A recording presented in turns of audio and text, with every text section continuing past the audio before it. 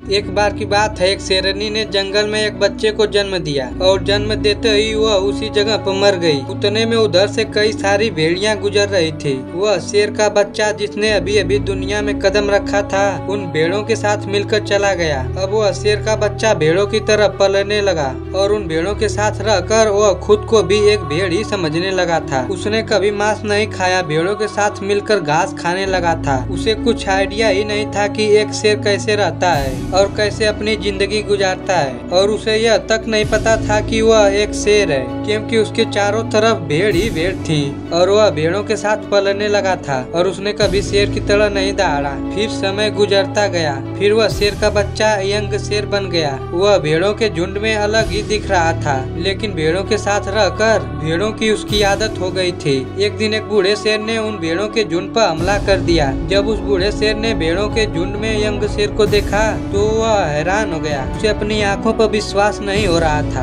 उसने देखा कि एक यंग शेर भेड़ों के साथ घूम रहा है। उसने पहले कभी ऐसा नहीं देखा था। वो भूल गया कि वह वहाँ पर भेड़ों को पकड़ने आया था। उसने सोचा कि वो शेर से बात करेगा और पूछेगा कि ये सब क्या हो रहा है। बूढ़े शेर ने उस भेड़ों के झुंड पर फिर से हमला किया उस शेर को पकड़ने के लिए। भेड़ों ने जैसे ही उस बूढ़े शेर को देखा, वह सब अपनी जान बचाकर भागने लगी और उन भेड़ों के साथ वह शेर भी अपनी जान बचाकर भागने लगा। कुछ देर के बाद उस बूढ़े शेर ने उस यंग शेर को पकड़ लिया और बूढ़े शेर ने उस यंग शेर से कहा, अरे बेवकूफ, तू मुझे देखकर भाग क्यों रहा है? यंग शेर ने रोते हुए कहा, प्लीज मुझे छोड़ दो, मैं एक साधारण सा भेड़ हूँ, मुझे जाने दो। वह उस बूढ़े शेर को देखकर भेड़ की तरह कांप रहा था। बूढ़ा शेर यह सुनकर हैरान हो गया और वह समझ गया कि यहाँ पर क्या हो रहा था। वह बूढ़ा शेर उस यंग शेर को नदी के पास लेकर गया। यंग शेर वहाँ से भागने की कोशिश कर रहा था, लेकिन बूढ़े शेर ने उसे नदी की तरफ धकेलते हुए कहा कि अपने आप को इस पानी में देखो।